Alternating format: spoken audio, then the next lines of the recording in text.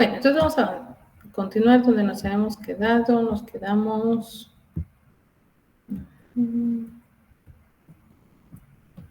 Terminamos los tipos de receptor, ¿no? Vimos también el de citocinas. Si no mal recuerdo.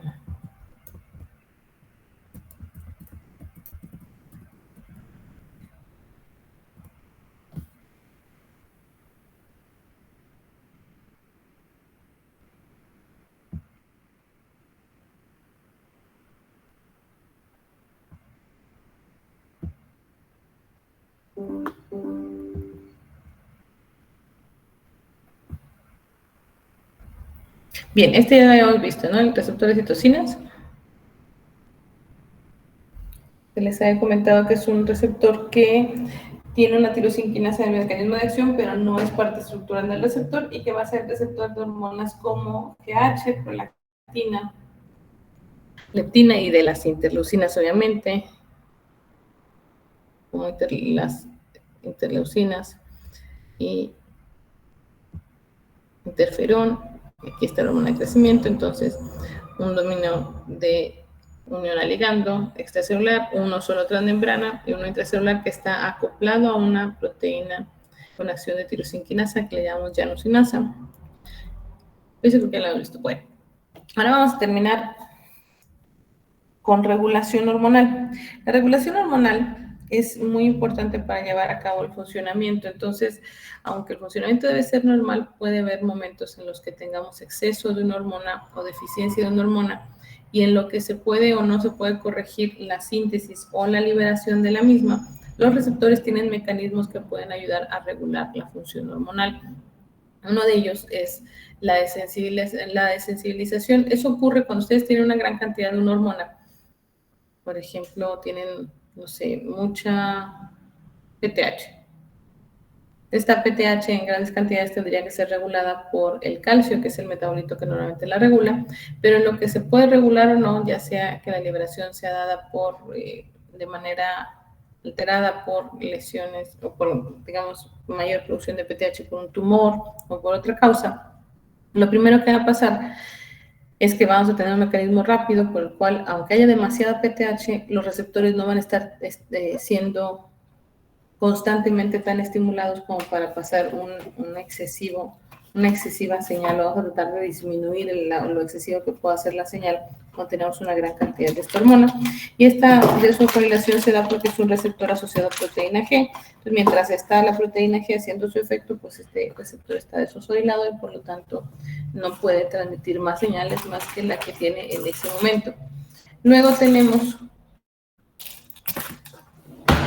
un mecanismo lento. En ese mecanismo lento, después de mucho tiempo de haberse estado expuestos a una gran cantidad de la hormona, lo que va a ocurrir es que este receptor se va a interiorizar en la célula, va a sufrir una endocitosis y después una degradación en la misma célula por lisosomas, lo que va a destruir el receptor y eso va a dar como resultado una menor cantidad de receptores en la membrana. Y esto se da cuando hay una constante estimulación para una gran cantidad de hormona, digamos, en esa célula. Entonces es una forma de que aunque haya demasiada hormona queriendo entrar o queriendo dar su señal, vamos a tratar de frenar digamos, esa producción de señales en nuestra célula, en lo que se arregla la causa por la que hubo mucha producción hormonal, que eso pues eventualmente también tendrá que corregirse, pero al menos el receptor tiene ese mecanismo. Y algo sucede similar cuando tenemos demasiada hormona. Esto es lo que vemos. Ahora, cuando hay muy poquita hormona pasa algo parecido. Ustedes tienen muy poquita hormona, entonces una forma de tratar de captar la mayor cantidad posible de esta hormona que está escasa, pues es tener mayor cantidad de receptores. Eso se le llama regulación a la alta. Cuando la hormona es poca o el efecto se necesita mayor o a lo mejor es poca la hormona o puede ser que otra hormona induzca mayor sensibilidad, que eso también puede pasar. Se va a ver una gran cantidad de receptores en la membrana, de modo que si yo tengo poquita de la hormona, pero necesito un efecto en ese órgano más que en cualquier otro órgano, pues vamos a competir por la misma cantidad de esa escasa hormona, y si yo tengo más receptores, tendré mayor capacidad de fijar esa señal. Eso ocurre con la hormona tiroidea y el corazón.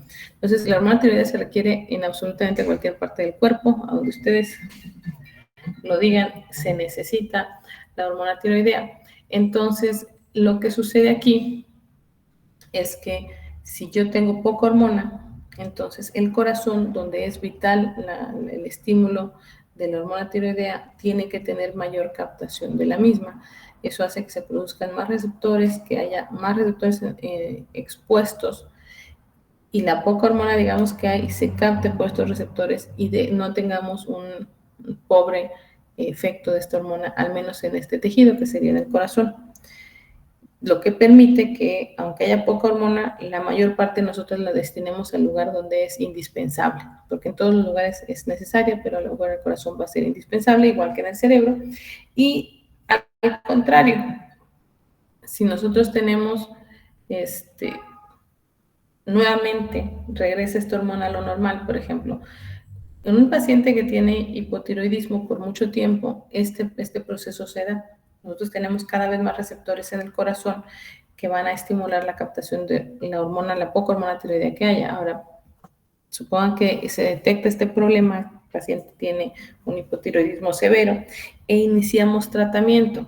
Entonces hay que tener mucho cuidado cuando inician tratamiento, porque el tratamiento que ustedes inician como hay muchos receptores en corazón, pues ahí se va a captar la mayor cantidad de la hormona tiroidea, y en pacientes susceptibles eso puede generar arritmias o taquicardia. Entonces, porque van a tener mayor estímulo sobre el corazón, porque es donde hay más receptores activos. De modo que cuando nosotros iniciamos el tratamiento de un paciente que tiene hipotiroidismo, lo iniciamos de manera abrupta, el paciente tiene este riesgo. Por lo tanto, la forma correcta de iniciar en un paciente que tiene hipotiroidismo, la hormona tiroidea, pensando precisamente en esto, que vamos a tener más receptores en corazón, es iniciar una dosis pequeña e ir haciendo incrementos paulatinos en los siguientes días o semanas, dependiendo de qué tanta susceptibilidad tiene en los pacientes que tienen más riesgo. ¿Quiénes? Pues adultos mayores que tienen más riesgo y mayor frecuencia de taquiarritmias, y personas con problemas cardíacos. Entonces, esto también es importante que lo conozcan. Ahora, el mayor digamos, estímulo para el control de las hormonas, pues no va a ser esto de los receptores. Lo de los receptores nos va a ayudar con los detalles, digamos, cuando hay un problema en este punto, que es la liberación hormonal regulada, que es la más importante.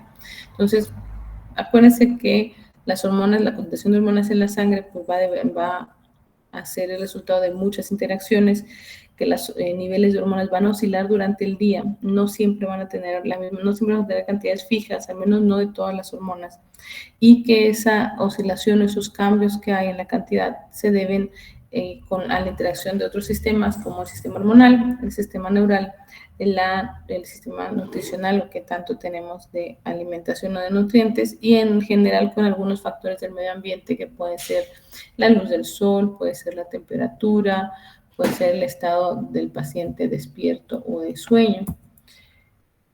Y para que ustedes puedan entender la patología, pues tienen que saber qué es lo normal. Muchas de las concentraciones de las hormonas van a ser diferentes en diferentes momentos del día o en diferentes procesos. Entonces, esto, por ejemplo, nos representa el cortisol, la secreción de cortisol. Vean cómo la secreción tiene características diferentes. Hay hormonas que tienen una secreción pulsátil y que es fluctuante durante el día. Por lo tanto, si ustedes deciden tomar la muestra, no sé, ahorita un paciente que ustedes sospechan del problema de cortisol, probablemente no sea una muestra representativa o no refleje el estado endocrino de esa persona, solo por tener una medición en este momento. Entonces, el cortisol se produce de manera pulsátil y se secreta de esa misma manera. Vean cómo esto representa los picos que tienen aquí, que son mediciones de un individuo en 24 horas. 9 de la mañana, 9 de la mañana.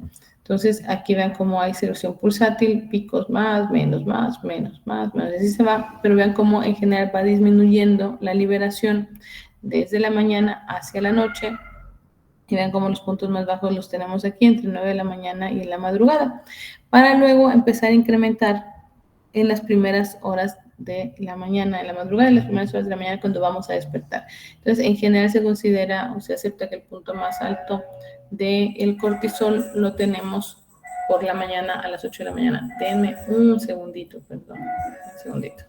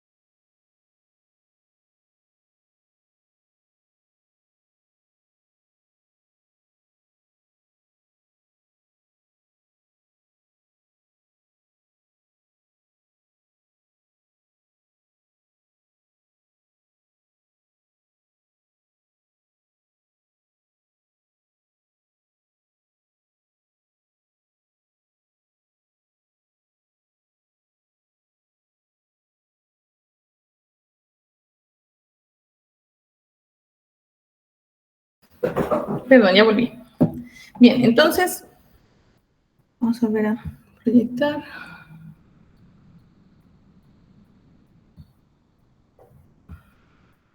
Ok.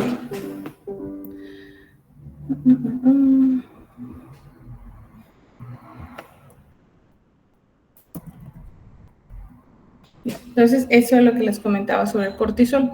Ahora, si ustedes quisieran saber el estado en relación al cortisol y hacer una medición al azar durante el día, pues no les va a ser útil porque pudiera ser que midan aquí y piensen que es una producción excesiva, luego estén en un pico, o midan en otro momento del día, en la tarde, y digan, no, pues esto está muy bajito y es realmente la secreción normal que debería tener.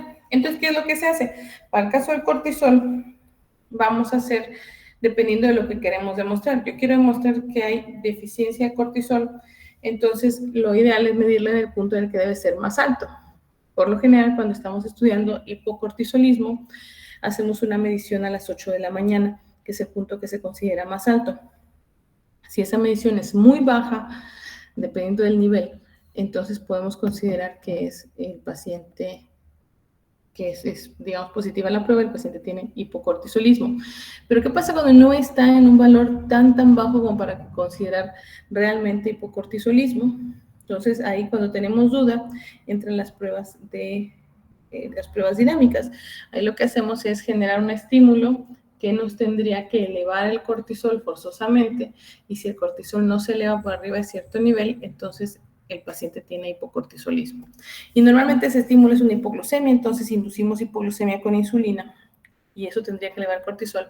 Si no lo eleva, pues nuestro paciente tiene hipocortisolismo y eso es muy importante para poder empezar a sustituir, porque la deficiencia de cortisol es fatal. Entonces el cortisol es una hormona de estrés, es vital. Y cuando tenemos duda, pues hacemos las pruebas. Ahora, cuando tenemos exceso de cortisol también es un problema. El hipercortisolismo o Cushing puede tener varios orígenes, pero si sospechamos que el origen es endógeno, que el cuerpo es el que está produciendo mucho cortisol, tampoco nos sirve una medición aislada, porque podemos estar midiendo en un pico. Entonces, lo que hacemos para demostrar que hay exceso de cortisol son pruebas dinámicas. Nuevamente, lo que hacemos es hacer un estímulo que sabemos que va a inhibir la producción de cortisol y después medirlo. ¿Cómo lo hacemos? Pues normalmente damos dexametasona.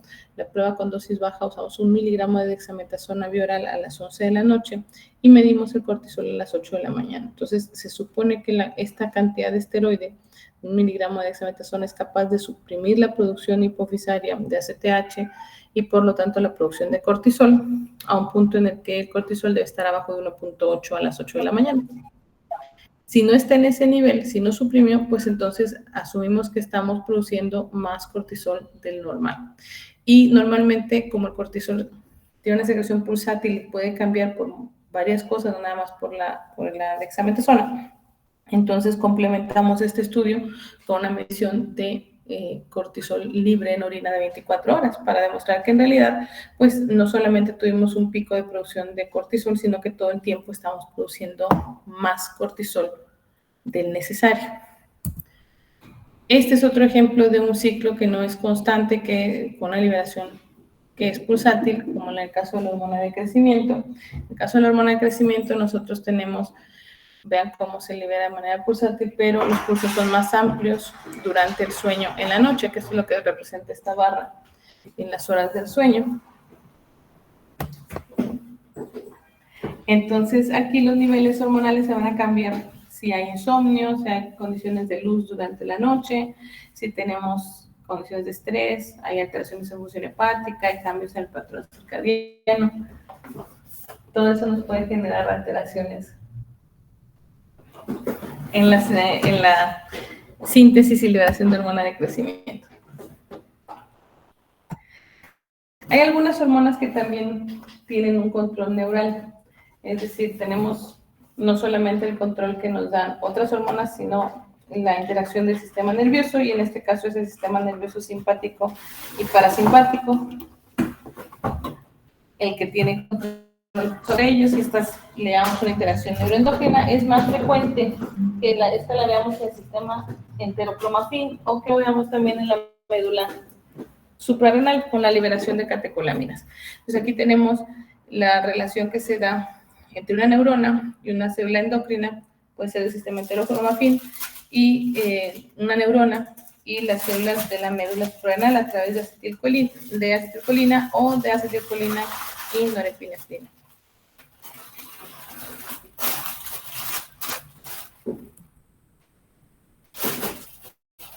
De manera frecuente voy a empezar a poner cosas a medias, digamos, como ahorita, para que se me acuerden de los conceptos clave. Los conceptos clave hasta ahorita son que, basándonos en la química o en la estructura química de las proteínas, de las hormonas, pueden ser proteínas, pueden ser derivados de aminoácidos y pueden ser hormonas esteroideas. Y dependiendo de esto también va a ser su síntesis, su liberación, su almacenamiento, si es que lo tienen, y la forma en la que van a interactuar con los receptores y dónde van a estar estos receptores localizados. Entonces, estos receptores van a estar localizados en membrana si son derivadas de aminoácidos, excepto hormonas tiroideas, y van a estar localizados en membrana si son proteicas, o van a estar localizados en el interior de la célula, y les vamos a llamar receptores nucleares, independientemente de que puedan estar o no estar en el núcleo, si son las hormonas esteroidales o son hormonas tiroideas. Entonces, en estos casos es que vemos nosotros esto, que la disponibilidad de las hormonas y además el efecto biológico de las mismas va a estar dependiendo de la concentración libre, y por lo tanto la concentración libre también va a depender de la concentración de las proteínas transportadoras.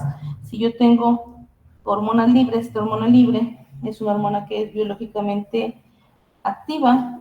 Si yo no tengo hormona biológicamente activa o libre, entonces voy a tener diferencias, digamos, en el efecto de esta hormona.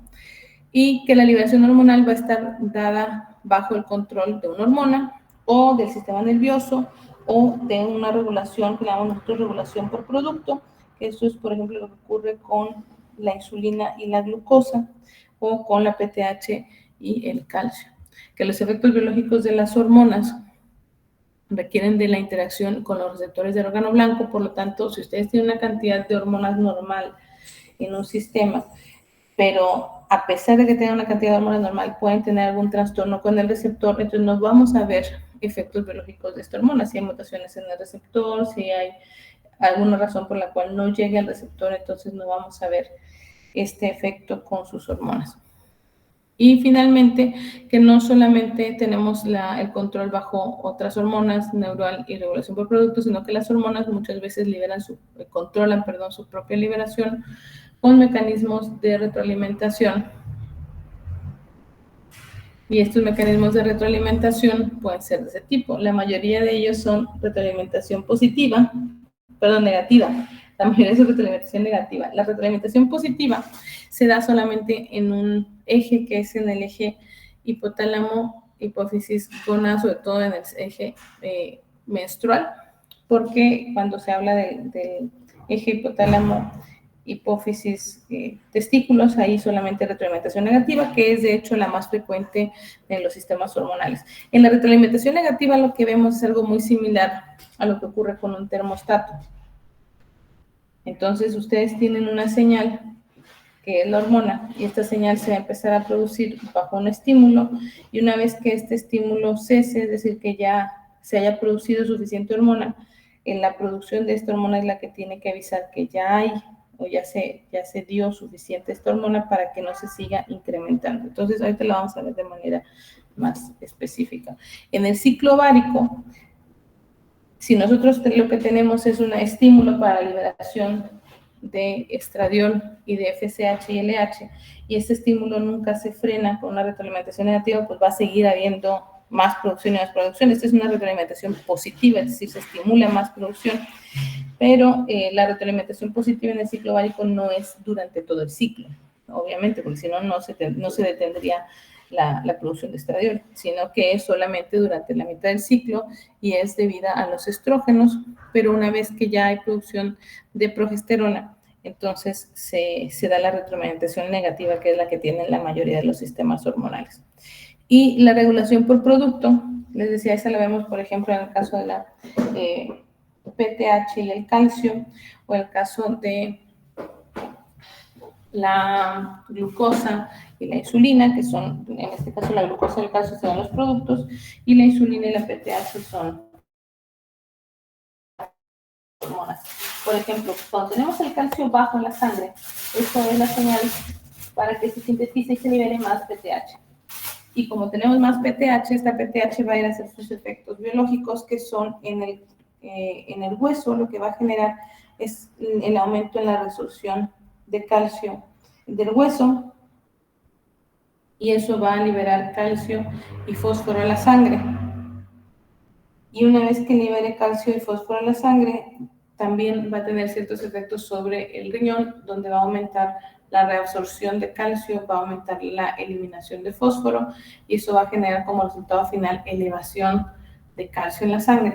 Y este calcio pues va a hacer lo que tiene que hacer, y además va a ser sensado por las células las células paratiroideas, donde va a ejercer un efecto negativo, disminuyendo la producción de PTH. Entonces ya se liberó el calcio que necesitamos, y esta es una forma de señalizar que ya no es necesario la producción de más PTH, porque si no, se seguirá incrementando de manera, digamos, infinita la producción de calcio. Entonces, eso es lo que los nivela. Esto es retroalimentación negativa, aunque en este caso es por producto y en este caso es por otra hormona, y la positiva, les decía, solamente la vemos en el ciclo ovárico. Bien, entonces, ahora sí, vamos a empezar a hablar sobre ciclos. Estos ciclos van, para que los podamos nosotros estudiar mejor, hay que considerar al menos estos conceptos básicos: el periodo, que es la longitud de un ciclo, y que los ciclos pueden ser de diferentes longitudes. En el caso de los ciclos circadianos son de casi un día. En el caso de los ciclos diurnos son exactamente un día. Los ciclos ultradianos son menores de un día, que pueden durar minutos, otros pueden durar horas, y los ciclos infradianos tienen una duración mayor de un día, que pueden ser de semanas, no pueden ser de meses, incluso pudieran ser años. En el caso, por ejemplo, un ejemplo de esto pues es el ciclo menstrual o ciclo ovárico, que tiene una duración aproximadamente de 4 semanas. Y todos estos ciclos pues los vamos a regular por medio de retroalimentación. Ahora, la retroalimentación, les decía, puede ser negativa, que es la que ocurre en prácticamente todos los sistemas, y la retroalimentación positiva, que es la que ocurre en el ciclo ovárico específicamente, y de la cual ahorita vamos a hablar para que tengan en la mente ese ejemplo.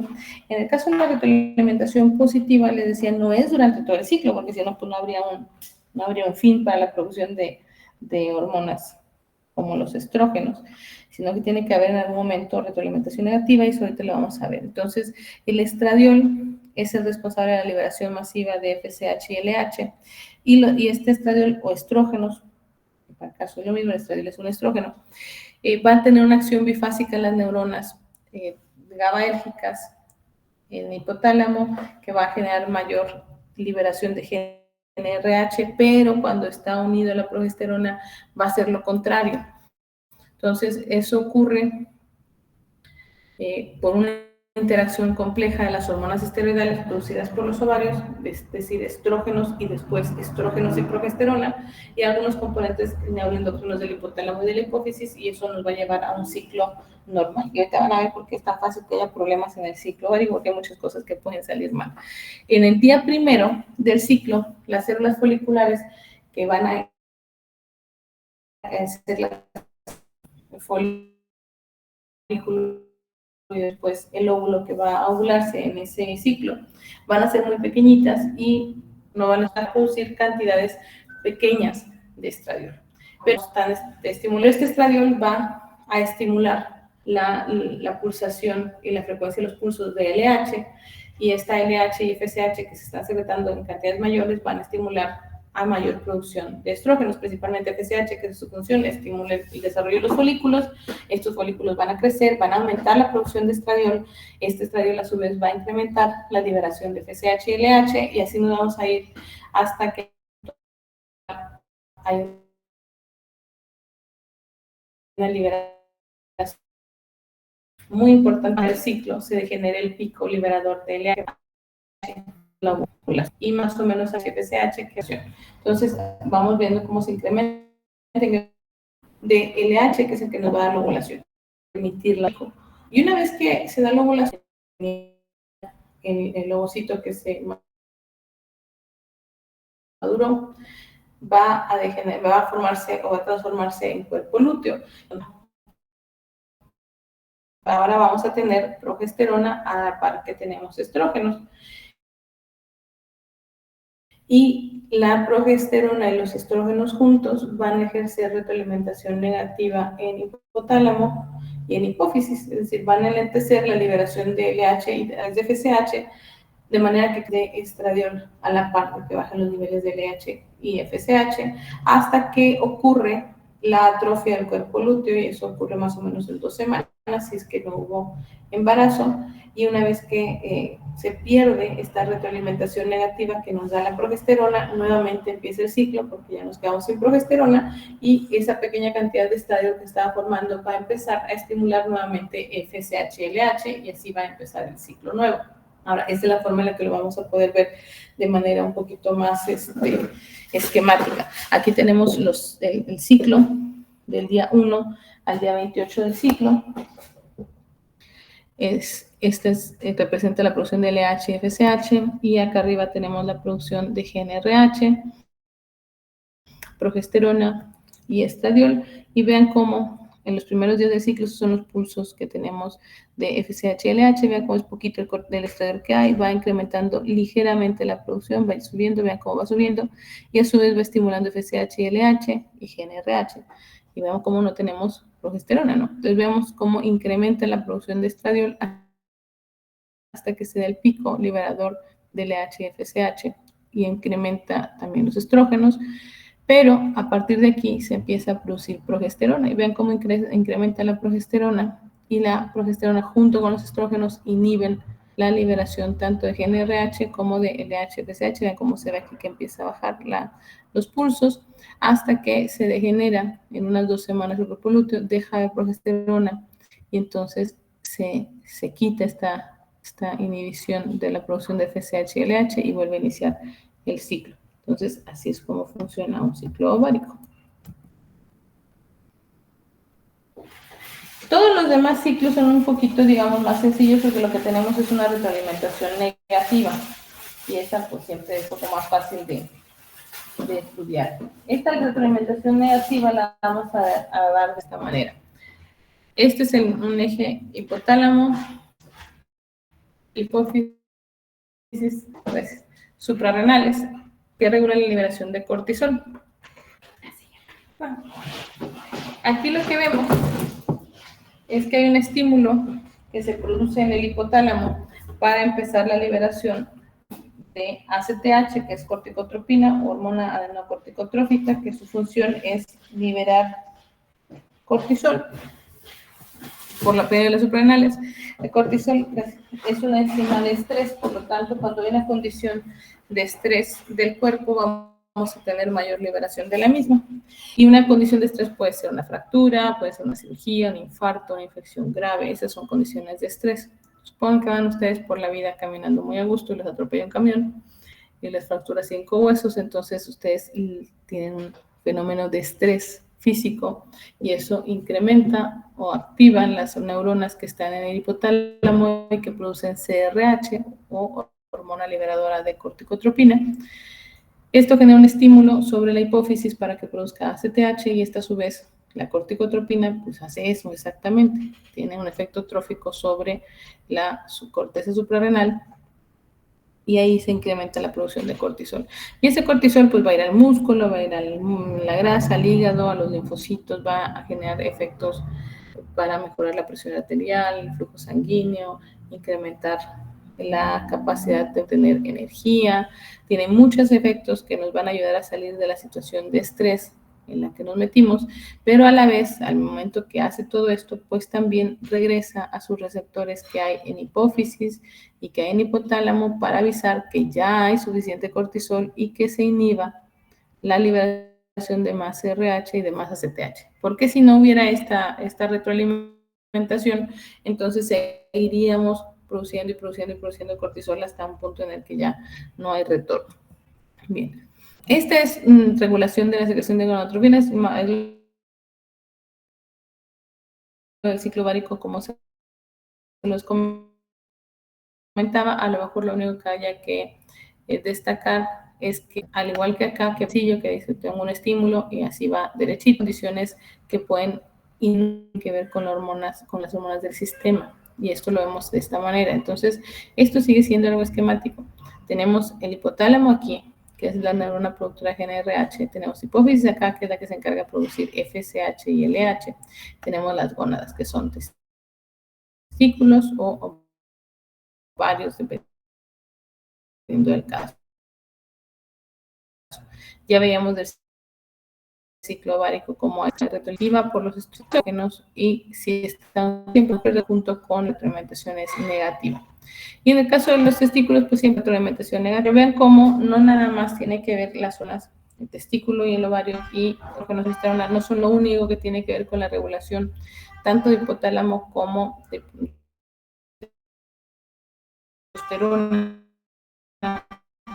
de hipófisis como de hipotálamo, que es una neurona de GnRH, también va a tener múltiples por todas estas neuronas que son en la vía de neuropéptido Y o neuronas GABAérgicas que son inhibidores tamato que generan la neurona de la quispeptina. Quispeptina es una proteína importante para los vivos en el caso del hombre para la testosterona, el estradiol, y que es la que se considera el despertar del reloj. Y luego vemos también la interacción con beta-endorfinas y con otras neuronas productoras que interaccionan entre sí. Y esto, al el ejercicio, incluso los cambios estacionales, van a generar alteraciones en la secreción de GnRH y por lo tanto, pues de gonadotrofinas y de estrógenos y testosterona como resultado final. Entonces vean cómo esta interacción es importante porque no es solamente la presencia o ausencia de estrógenos o la cantidad de los mismos lo que van a tener que ver al final con la regulación del ciclo ovárico, lo mismo para la testosterona. Y esto es un ejemplo para que se den una idea de lo que sucede en condiciones de mucho estrés, como de un estrés muy severo que a veces ocurre, por ejemplo, cuando preparan una tesis de grado o de posgrado, y eso genera una gran cantidad de estrés.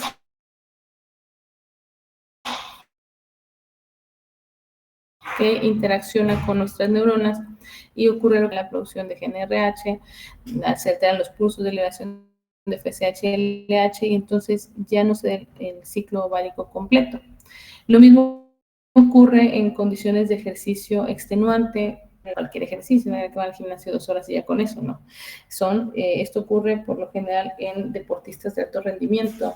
Muchos son atletas de alto rendimiento que compiten de manera profesional y que debido al estrés tan intenso que genera este ejercicio, eso va a alterar también la producción y liberación normal de gonadotrofinas y por lo tanto de estradiol, y muchas de estas mujeres deportistas van a tener ciclos de menorrea. En cuanto a la nutrición, también podemos ver que esto ocurre en los casos de GNRH y RH, por lo tanto de gonadotrofinas, LH y FSH, y va a alterar los ciclos ováricos en el caso de la mujer, pero también la producción de testosterona en el caso del hombre, porque lo que se da es que el cuerpo tiene tan poca energía que no va a poder permitirse el lujo de tener un ciclo ovárico completo normal, que puede haber un embarazo en cualquier momento. Esta es de regulación de la secreción de TSH y por lo tanto hormonas tiroideas. Vamos a centrarnos en hipófisis, tiroides. Entonces, el hipotálamo va a producir hormona liberadora a la hipófisis a producir TSH o TT de tiroides. ¿Y cuál es su trabajo? Pues es estimular a las células foliculares a producir T3. Una vez que se produce, van las hormonas tiroideas a absolutamente todo el cuerpo, es donde se necesitan, hipófisis a inhibir la producción de más TRH y más, y deje de haber producción de T4 libre y T3 libre. Y esto lo que hace es regular la liberación, porque si no tuviéramos señal de vuelta que nos está avisando que ya nos pasamos, entonces,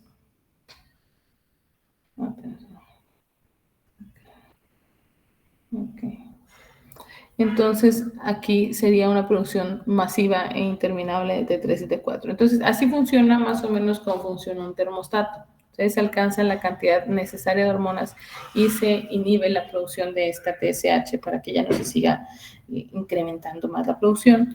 Lo mismo que pasa con termostato, ustedes alcanzan la temperatura que están buscando y se apaga el motor.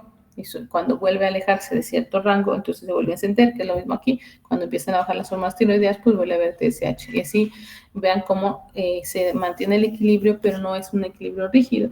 Es normalmente una producción que fluctúa. Ahora, esto pues se ve como el anterior, se decía que no son únicamente las hormonas de cada sistema las que interaccionan, sino que vean esto.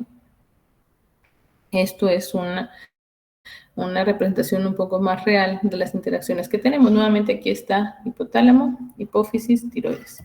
Esto que tenemos aquí, hipotálamo, hipófisis, tiroides. Pero resulta que el hipotálamo pues, no está desconectado, sino que las neuronas productoras de TRH que están en el núcleo paraventricular van a tener interacciones con diferentes neuronas, algunas que vienen del tallo cerebral, que tienen vía catecolamínérgica, algunas que tienen que propio melanocortina y productoras de CRH. Las de propio melanocortina tienen que ver con las vías de las beta-endorfinas y también de la ACTH. Entonces, todas estas van a tener una interacción aquí. Denme un segundito. Un segundito.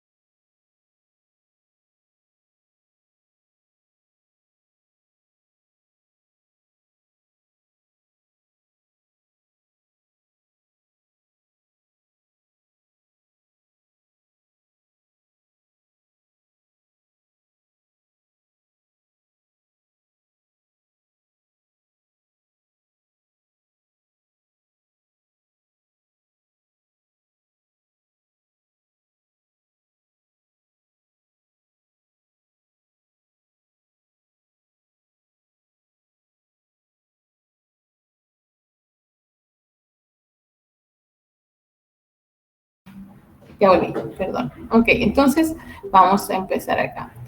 Esto es lo que tenemos de interacción. Entonces, vean cómo esta interacción con las neuronas de hipotálamo va a generar algunos cambios en la producción y liberación de hormonas tiroideas.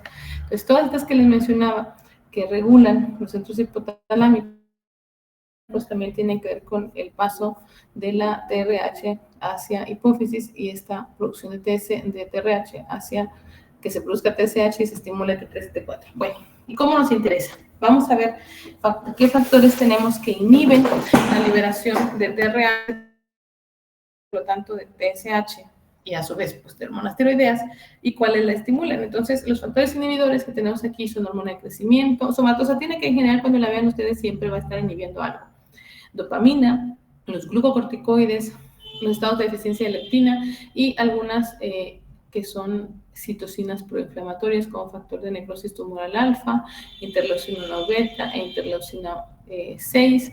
Todos estos me inhiben la liberación de TRH y por lo tanto bloquean la producción de TSH y a su vez de hormonas tiroideas. ¿Por qué es importante? Bueno, un ejemplo clínico. Una condición que se le llama síndrome de tiroideo enfermo o trastorno de enfermo no tiroideo, o le han puesto varios nombres, pero pues en general lo van a encontrar como síndrome de tiroideo enfermo, que es algo que ocurre en los pacientes que tienen alguna enfermedad que es una enfermedad crítica, que está en terapia intensiva, que están con tratamiento de aminas vasomotoras o de glucocorticoides, y por eso tenemos los factores inhibitorios aquí, glucocorticoides, dopamina, etcétera, y que como parte de un proceso de adaptación hacia una situación crítica, el paciente inhibe la producción de TRH, de TSH, por lo tanto hormonas tiroideas, para tratar de optimizar su energía y disminuir la pérdida de energía en producción, por ejemplo, de calor, porque las hormonas tiroideas ayudan a la termogénesis. Entonces, es una forma de sálvese quien pueda, de tratar de salvar lo más que se pueda energía para salir adelante del problema principal, que es sobrevivir ante un evento de este tipo. Entonces, eso se llama síndrome de tiroideo enfermo. El síndrome de tiroideo enfermo tiene una línea muy, muy delgada, dependiendo de qué tanto suprime la TSH, qué tanto se baja la TSH, entre un estado de adaptación a un proceso grave y una falla multiorgánica, porque cuando la TSH está completamente suprimida, pues tiene más que ver esta con una manifestación de falla. Ahora, estimulan producción de TRH y a su vez de TSH y por lo tanto hormonas tiroideas. Algo a lo mejor que son, vean cómo son de menos, pero son importantes. Aquí tenemos el cambio de temperatura, sobre todo la exposición súbita al frío, y eso se da como una forma de adaptación para incrementar la producción de calor al tener más hormonas tiroideas, pero no es un cambio que realmente les dé un efecto inmediato. Entonces, si ustedes andan en el frío polar y los dejó su tour, se van a congelar, tengan o no tengan incremento de TSH. ¿Cómo es la importancia clínica entonces de esta forma de adaptación que les digo no es rápida y definitivamente no es muy útil si están en el frío congelador, sino que podemos ver efectos sobre resultados de estudios? Si ustedes tienen un cambio de temperatura, el cambio de temperatura abrupto, por ejemplo, se da en una sala de quirófano. Entonces, cuando nace el bebé, ya no sé si algunos ya hayan ido a prácticas, pero van a estar oyendo cuando van a hacer un bebé, que el pediatra siempre está diciéndoles que apaguen el aire acondicionado porque van a hacer el bebé. Entonces, cuando hay un cambio muy abrupto de TRH y de TSH, ese estímulo aumenta la producción. ¿Y por qué es importante? Porque si ustedes exponen a un recién nacido un cambio de temperatura, se va a empezar a elevar la TSH más o menos como entre el cuarto y el sexto día. Y esta elevación de TSH es transitoria, nada más sea por la exposición al frío, y no va a generar cambios realmente en la función tiroidea que sean de importancia, pero la elevación transitoria de la TSH se va a manifestar en el tiempo en el que se hace el tamiz. Y el tamiz metabólico, el que hacen en las instituciones, por lo general solamente es TSH. para identificar hipotiroidismo congénito. Solamente se pide TSH. Si lo hacen de manera extendida, pues van a haber otras enfermedades metabólicas y además tienen la curiosidad de medir T4, entonces en ese caso no va a haber problema, pero en la mayoría de los tamices que se hacen que este TSH, pueden ustedes tener un falso positivo, es decir, que salga la TSH elevada y les reporten a ustedes como positivo por una enfermedad tiroidea, cuando en realidad fue la exposición al frío. Por eso es que los tamices, siempre tamiz significa colador. Entonces, esos necesitan ustedes confirmar, es como algo que separa a quienes tienen riesgo de una enfermedad de quienes no tienen ningún riesgo y después se tiene que confirmar. En este caso, cuando hay hipotiroidismo o se busca hipotiroidismo congénito, se confirma midiendo TSH nuevamente y T4 libre, que son los dos brazos del sistema de retroalimentación. Entonces medimos los dos, pero ya para entonces, que en lo que se dieron cuenta, detectaron al chamaco y ya lo fueron a buscar, ya le bajó la TSH, entonces ya sale negativo. ¿Ok? Entonces, por eso es importante que sepan que otras cosas que no son las hormonas tienen que ver con la regulación de las mismas, para que no tengan errores y supongan que hay alguna enfermedad donde no la hay. ¿Hasta aquí hay alguna duda? Todo bien, doctora. No, ok. Bien, entonces creo que nos vamos a quedar por aquí para no avanzar más. Ya casi estamos terminando lo que vamos a hablar sobre introducción de sistemas endócrinos y ya nos vamos a empezar próximamente a ver patología. Nos vamos a llevar mucho tiempo en la segunda unidad porque es diabetes. Voy a pedir que estén muy atentos y que busquemos información cuando les toque, buscar información reciente, no vayan a salir con lo de Banting de hace 100 años. Entonces, traten de estar bien actualizados cuando veamos estos temas, ¿sale? Entonces, nos vemos el día de mañana. Cuídense. Bye bye. Hasta mañana, doctora.